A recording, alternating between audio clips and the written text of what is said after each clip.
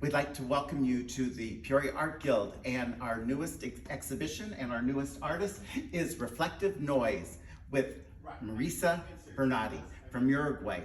This is an exchange collaboration we're doing with Big Picture, and she has been doing a residency here at the Art Guild, teaching both our teens and adults about her work and about her culture too. I think that that's the most important thing. We have the great presence to have you here because of a friend of ours, Heather Brandmeier, who you were in a collaborative, Yes. artist collaborative, I guess it Yes. is called. And they're international artists, and you struck up a very good friendship with her, and as a result, you're painting with her on the mural, and then you're also involved in a couple of different projects with her. But what we have here is an exhibition that was in New York City and has come here to us. And it includes the selections of her journal entries, which are all of her drawings. Journal to her is expressing herself on paper in like a journal fashion. And then we also have, these are not handbags, which are sculptural handbags that she has altered both function and appearance in a great way. We can start with this one that is hanging. Some of them hang from the ceiling or hang from the wall, and some of them we've treated more as sculptures. I know this is one of your favorite, I think. Yes. So tell us about how you came to look at the handbag, not as a utilitarian piece of attire, but instead a form that you can make into a sculpture. Okay, thank you for your welcome, and thank you for the Peoria Art Guild and Big Picture Peoria, and also Heather Brandmeier, my artist friend. I'm so happy to be here. So about the handbag, about this piece, for example, yes, it's one of my favorites. It was a handbag that belonged to me. My husband gave me as a present, and I really enjoy doing this handbag. At the same time, I was developing a canvas, so it was a really fun way to express in an object, because I used to express in a canvas, so it was a really good experiment. And yes, I like it. I feel like it looked like an animal. Yes. So I use different elements. I like to use elements from nature that's good. I say okay. Yep. And also the leather here, and Well, when I see this too, it's interesting that you say that you started with canvas, and what you've literally done is paint on this like it were a three-dimensional canvas. And I think some of the other objects that we're going to see, they become more sculptural and they're a lot more expressive. This to me has such a great design, but everything just kind of flows together. Some of the other ones are a little more jarring, shall we say, because they have things exploding from them and doing all that. The next series that we're going to do, and the majority of the work here in this exhibition, are your journal entries. And your journals explain, I mean, they literally are journals. This one has a wonderful, it's literally got a calendar in it from 2020. I know that I've seen some that are as far back as 2014. Yes. And tell us how you came to imagine these as finished works of art instead of preparatory, because often we think of drawings as preparing for a canvas or preparing for a sculpture, and instead these are very intimate and very personal, and you're really kind of exposing yourself by showing them. Well, yes, I at the first beginning of this, I had the same feeling, thinking about that paper will be not good to show, but I was rethinking about some artists in the past that they use a lot the paper, and I really like to be more expressive, more spontaneous, and really to show my intimacy. So it was hard to me to also to get this work on the walls and to permit everybody to see it, because it was part of a process to really can do it. So I think the paper is a really good element, and also when you are international, or maybe you have, for example, you have a really big country, so you have different state, I think that permits a really easy way to send the paper to show in different places, So for me, the paper is a good element to permit the exhibition, and also to create here, this one This big is a pieces. large piece. Yeah. Yes, just with one small piece, you do a lot of work and you create a big piece, and it's easy to move. It's also fun to how you hang, so you can do different shapes of work, and it was your work. And I think when we saw that, my brother and I are the curators here, and when we saw these, first of all, the color.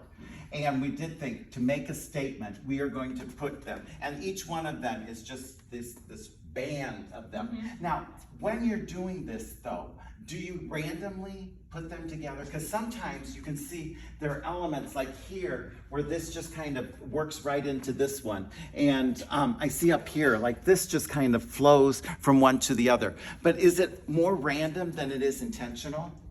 Well, yes, the way you can hang and the way I show is really random, but you can note that maybe I was working in more than one at the same time. That is because I used to print from my real journals in just the notes and the draw, and I print more than one, maybe 10 of them, and I put in the table, and I invite my daughters to paint with the marker. So a lot of time we start maybe 2, 3, or 4 work, because I have 3 daughters. Well, and I noticed that there is some very simplified figurative elements to them, and I understand that your older daughter mentioned that your youngest daughter was drawing on them, and that you were okay with that it was like, we will incorporate this as a family. And work it into it, and this obviously, this was our card, announcement card, and it just, there's everything about it is about being happy. You've got these wonderful figures. Now, I don't know if you've studied like Picasso a lot, but a lot of these images are very much like Picasso, where you have the Janus head, where you have both eyes looking straight at you and looking to the side, and you have the head that's kind of elongated and things like that. But I think that's a common element to most of these. I really like Picasso, but also, and I love his work, and I get inspired from him. But also, there was some issue in the past when I was young. I read about an article that a university published about that only the beautiful people is symmetric. So I was maybe in my 20s, and I went to the mirror and looked myself, and I am not symmetric. So I say, I'm destined to be ugly. This is unfair. Because my mom always told me, you're pretty and you must love yourself. So I try to do all my character, all my draw asymmetric. So and I feel that what Picasso did in that work was amazing, to reinvent that kind of portrait. So I really get inspired of that, and that was a point that's really important in my career. So you can find that also sometimes I don't like to start in the center of the work. I start in a different point, all thinking about asymmetric work. And let's go down here, because that is an interesting thing, because some of these are very symmetrical, but then you have this one that's almost an ovoid, and it could be almost like the womb too, that you've got these characters that are placed in there so perfectly. When do you choose the color? Because every one of your pieces here are so colorful. There is no black and white, literally. That everything is done. So how do you select your colors, and what do certain colors mean certain things to you? Well, I love the colors. I think I get a really good influence of color and bright color, and sometimes I choose too much color. But what I did in this work was limit myself, so I choose some contrast color. So you can see, for example, the the blue and the orange, yes, the red and the green. And you can keep here the red and the green and working with the contrast. And that is what I do. I pick the color, I put on the table, and I don't have all the colors when I work. I pick the colors, so if my daughters are drawing, they can't choose all the colors. They will use what I choose first. So I was trying to work on that. And I don't think that means that you're dictating exactly their expression, but at the same time, we're going to look at a couple of the few of the purses. We have 7 purses in all here, and this one in particular is one of my favorites because I love how everything is growing out of this purse. And again, this is one that you really painted, particularly the front. And the back. I think they're both painted equally.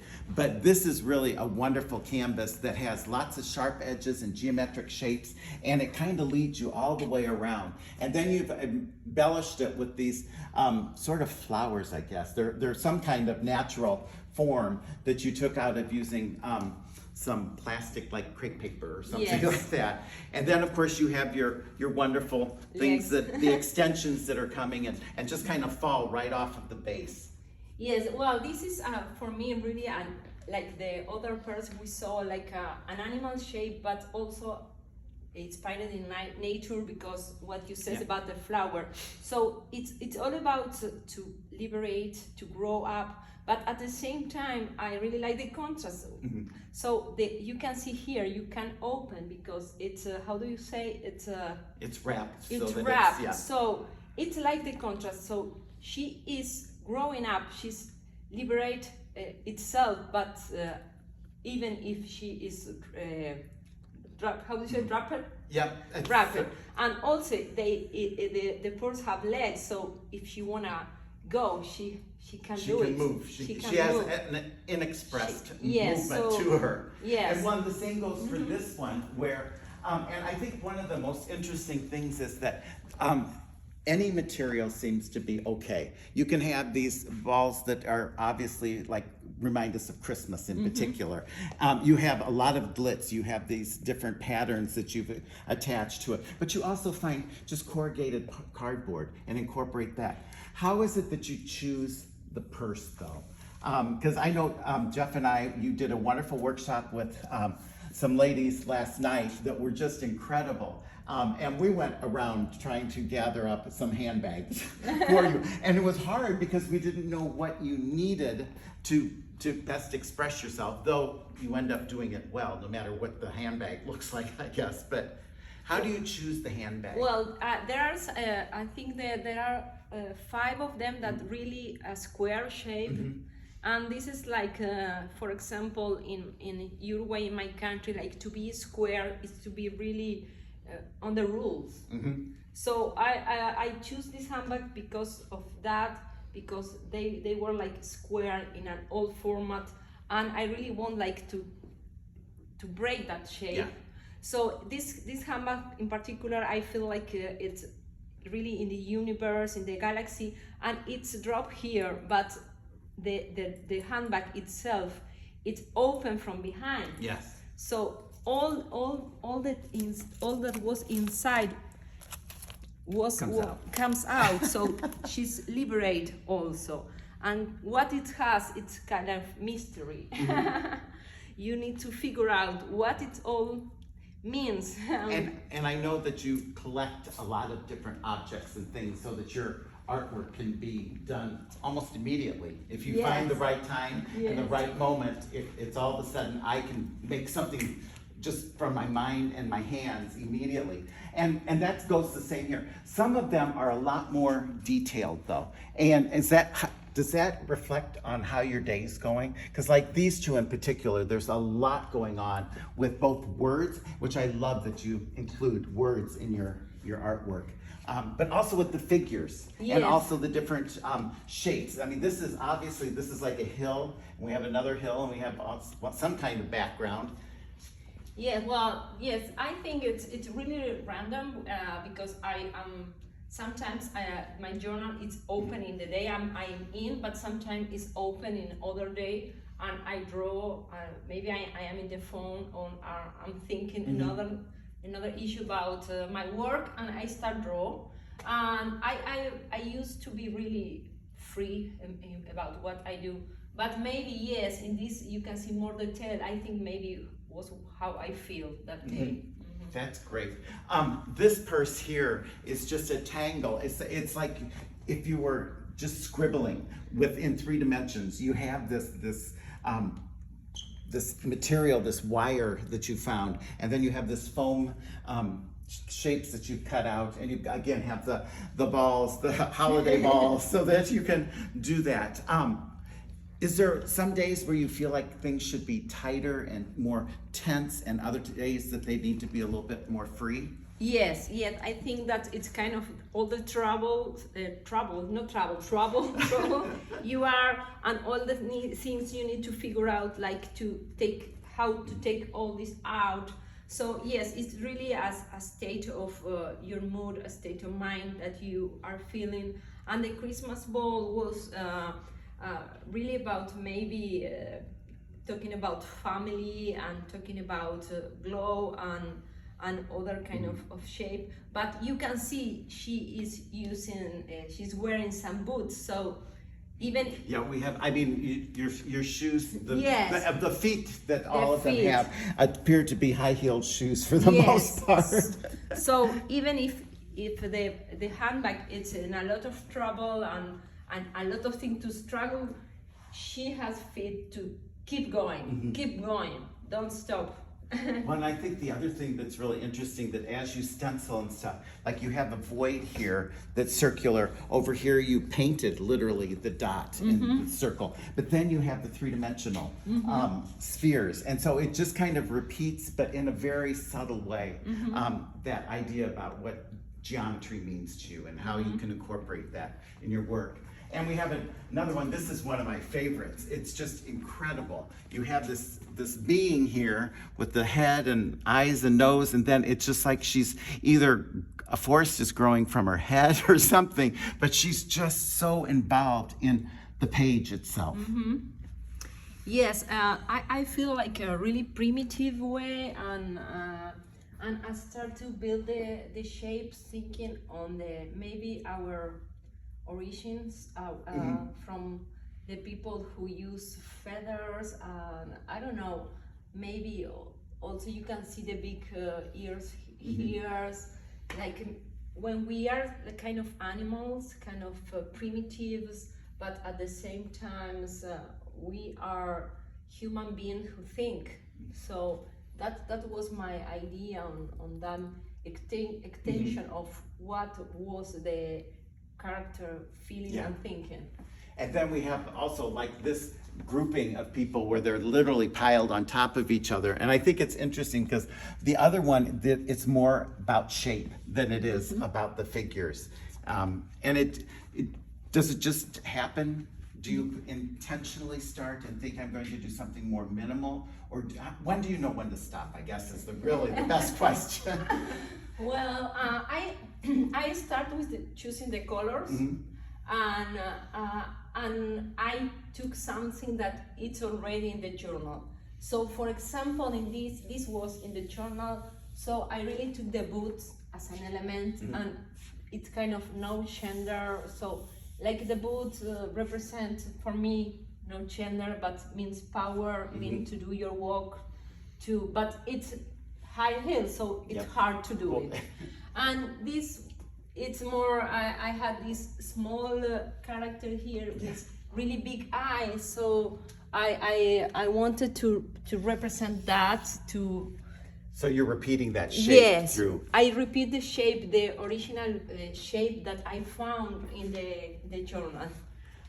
And here is one of your most colorful things, and I absolutely adore the way that you've added color by using the color heads of a push pin. And you have these pins that are balancing this delicate but yet strong structure. And again, I think the painting out is just, it's very expressive.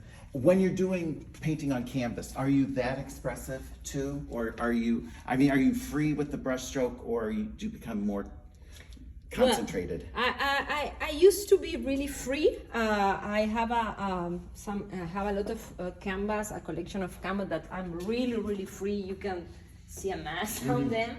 And but after I did this body of work, I also to push myself, I tried to do some balance work when all is in its shape, all it's really geometric. But I do both of the work because I keep doing both. I really like to do this kind of stuff with a lot of freedom and expression, but sometimes I say no, I go really on the lines and really taking the time to do more, more clean. And in this collection that we have here, Jeff and I really looked at it as, these are literally ripped out of your journals, out of whatever paper pad that you have, and you put them together. But they just kind of jump all over. We have some very concentrated. This is one that a couple of us, to be honest, were fighting over who was going to get it. Jeff and I lost, but that's okay. We are happy that it found a great home. But we have this character here that's almost like an animal type of thing. And then down here we have more characters. And you tend to go in and out from English to your native language to, I mean, like no gender, is very American. And yet here we have things. And what do the words have a specific meaning sometimes, or are they just random words that you want to? Yes, they are the basis, because the journals sometimes it's an old work, but how I paint on them and how I write, it's in the moment, in this moment. So they are for now. For example, in this case, this is the only paper here that I print on cream paper. Oh, Because I also like to experiment in different kind of paper to see how the markers work. So this is a cream paper, and I was really thinking about a jungle, about the animals. I really like the children's book, and my smallest daughter, my youngest daughter, really like the wolf because scared. So I really like to talk about this kind of character, because the wolf in the books, it means too many things. Yes, it does. And, and it does in American and European fairy tales that we read. The wolf is usually a culprit of some kind. Yes. So means so many things. And for example, my daughter asked me, will the wolf appear here? And I explained the real nature, where the wolf lives, where they are. But to my oldest daughters, I have Lorenza and also Rafaela, I explained that wolf also can mean a bad person. If you maybe you don't know who is, no matter if it's woman, man, but sometimes we found that a person who looks like a wolf, it's a good person. So it's a contradiction, so to speak. Yes, so a lot of contradiction with the wolf. So I really like this character because it's in our natural conversation. That's fascinating. Let's go over here to these. This wall there's an artist, Basquiat, who's an American artist who's no longer alive, but he did a lot of very erratic and expressive figures, and especially faces, and particularly in like this one and this one. They're just so wonderful. They're a little bit naive as part of culturally naive. They could be a mask. They could be some kind of representation of a different culture. But they really work well together, I think, and that they're looking back and forth at each other, and it just kind of goes in and out with the bands, and then you have these wonderful triangles that pull you into that, like that one in particular. Were these all created at the same time, or are these? Yes, yes, they are created in the same times. And also, for example, in this one, it's one I left some white spaces that I don't do too much, but also it was experiment how we feel doing that, and I permit myself doing that. Sometimes I have this work in this way, like I'm finished and I come back to the work because I'm working with all together. So this kind of line, for example, maybe I'm doing this kind of line and this kind of lines at the end. And what to say about the language, I speak in Spanish and I write in Spanish and I write in English, is because, yes, I work in my country and I work in Spanish, but I am connected with a lot of people, artists, that they speak. Because the collaborative is international. So this is, yes. So this, for example, was, I was doing a workshop about performance. So I was painting this work in the same time I was listening the class, because I like to do too many things at the same time. So I get inspired about what I learned about to dance and how you can handle trauma with the dance, with the performance. So I put both, also baila and dance in both in the two language. So because I feel really in both language right now. You can go back and forth. Here's another two purses that we have. One is being suspended from the wall, and the other one we're dressing as a sculpture again. But both of these are just incredible. This one, I think what is so amazing is that you have slashed it, and there's a lot of negative space to this one. And you can put your hand behind it and see that what goes beyond the purse. Okay, in this one, this handbag belongs to my mother, and she gives to me to make to convert in a handbag that is not handbag. So what I get of this, it's her transparency. You can see the other side of her. So I was thinking in that. So it's like you can feel like, is it empty or it's open? It's contradictions too. Yeah. But it has a lot of shades hanging, and also kind of you can play with little stuff here. So I was thinking maybe in my mother, that she's a grandma, and how she plays, how she do stories, and how playful she is, but at the same time, how vulnerable. Now, are green or pink either one her favorite color or anything? Or it just was the color of the day when you started this? Yes, I think it was the color of the day, but thinking about my mother, when I was a child, we live in the countryside, so we spent a lot of time outside in the green. So I think was maybe where my mind goes when I saw this. Well, and this one again, with the raft and everything, it just is, it's amazing that you can so naturally go from one to the other. We have some works over here, and I think what's really, and the reason we group these together is because these have large words that definitely tell you what you're thinking at that time. One being COVID, and one, I know you as a family had to live together and work together, and so can you tell us a little bit about that, but then also what the other Yes, of course. words are, why they're important? This is that it's a word, in English word. What it happened? So it's really a question maybe we do always. So what is happened? I can understand, because I can understand too many things, maybe too many persons, but it's okay. So it's okay. And this is about COVID. I really like it because I also used this work here to do a canvas, and it was like the wolf here again represented as a COVID. So if you go out, the COVID go get you, like if the wolf, it's the new COVID. Yeah, no way, it was true.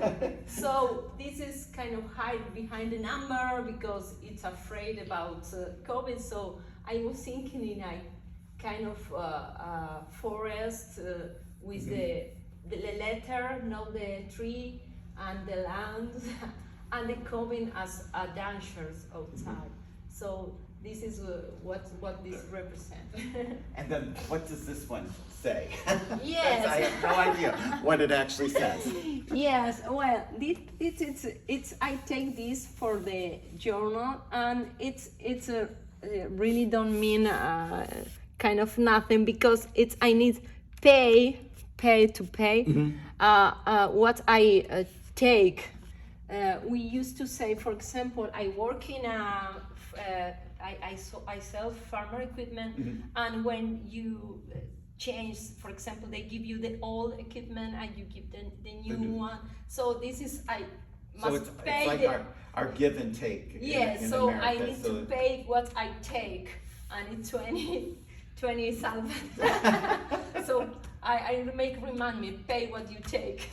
And then this last piece here that is just really quite unusual. It's truly a 21st century because it's decorated not just with paint and markers and all of that, but also with Post-it notes. Yes. And I understand that any paper is fair game to you. You will use any kind of paper and try to incorporate it in your things. And then explain a little bit about how we got these the patterns here on the dripping kind of effect.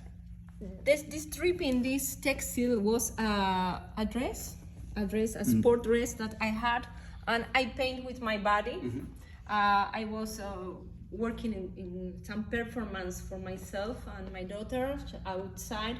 So we were trying to see how it was to paint with our body. And after I painted, I wanted to incorporate in the handbag because it's also fluorescent. So if you if we had a black light. yes, black light will be appear like a new body will appear around the handbags. So it's was kind and of I fun. believe you had like a tarp and you put paint on the tarp and literally physically rolled around in it and through it and everything. That was what I did with this in particular. So was really personal to do that. And I really like to put this here, like you really can get the handbag, the purse. So it was kind of To me, it's almost like a halo, though. Yeah. Seriously, or a crown of some kind. It's really wonderful. Well, this is our exhibition. It will be up through the end of August, and then we will be returning it to you, but we have a lot of exciting things. And if anyone has time, if you go down to the Hello Peoria building on Adams Street, Marisa and her daughter both are painting murals that will be there for hopefully a long, long time. Thank you so much for visiting us, for doing the residency here. We appreciate it, and everybody that has met you has loved you. Thank you. I'm so grateful for all have you done and for this opportunity to me. So I'm full of grateful, and thank you so much. Thank you.